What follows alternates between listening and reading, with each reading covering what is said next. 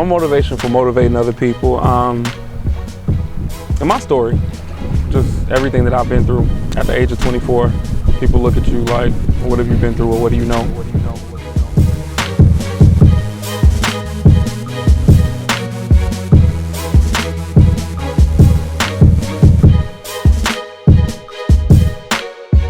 I am disappointed that we have come to this point, given that even all the other parties acknowledge how close we are. Negotiations have been intense but productive. However, we have failed to reach an agreement that will prevent a labor strike. I look at a lot of the successful entrepreneurs and people that created change in the past, and they all said the same thing, that they went where there was a lack thereof, and they basically created the need.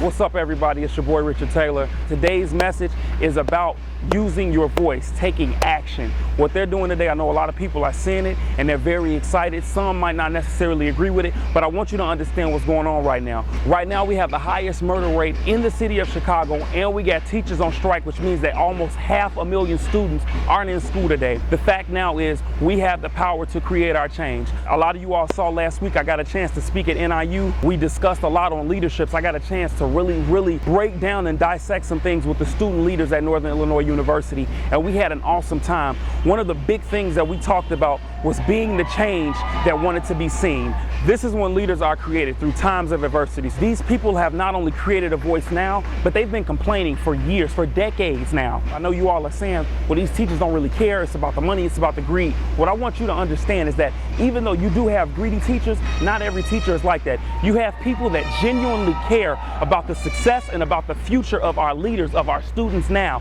Last night, Mayor Rahm Emanuel got on TV and he said that this is a strike of choice. This is an action of choice. And we're taking the choice that we're not gonna stand down anymore and allow things to overbear our life, to take us over, to try and destroy us and destroy our futures for greedy people who are trying to place the blame on somebody else. I told you that right now is an opportune moment for leaders to step up. And I'm not talking about people with titles. I'm not talking about people at the downtown offices. I'm not talking about people in the corporate world. I'm talking about no names, the underdogs, people that nobody would expect, but that have the strategies and the solutions, that have these different ideas that can be implemented not only in our schools, but in our streets. You have them. We're gonna begin to rise as leaders. We don't have titles, we're not getting paid for it, but guess what? This is what we've been called to do.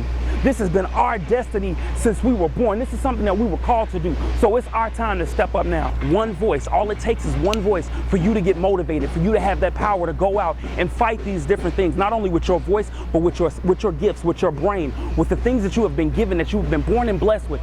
These are the different things that will create a change for these people, for our students, for our future leaders, and it starts with you. So I dare you to have a little bit of courage. I dare you to just gut up and muster up a little bit of power, just enough for you to go out and to do something courageous, for you to go out and create and be the change that you want to see, to create that change. I dare you to muster up enough strength to go out and fight against a corrupt government. I dare you to muster up a little bit of strength and to go out to fight this violence. Yeah, they might have guns, they might be violent, but guess what?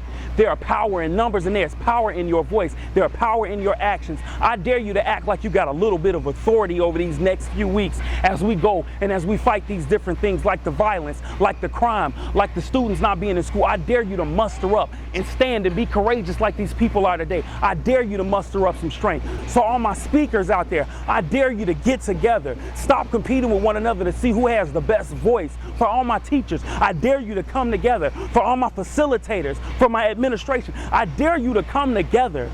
For my musicians, my artists, I dare you to come together. Pastors in churches, let's stop competing about who has the best church. I dare you to come together. Have courage enough not only to fight your fears when it comes to standing up against something bigger than you, but also have the courage and the humility enough to stand with other leaders and be humble.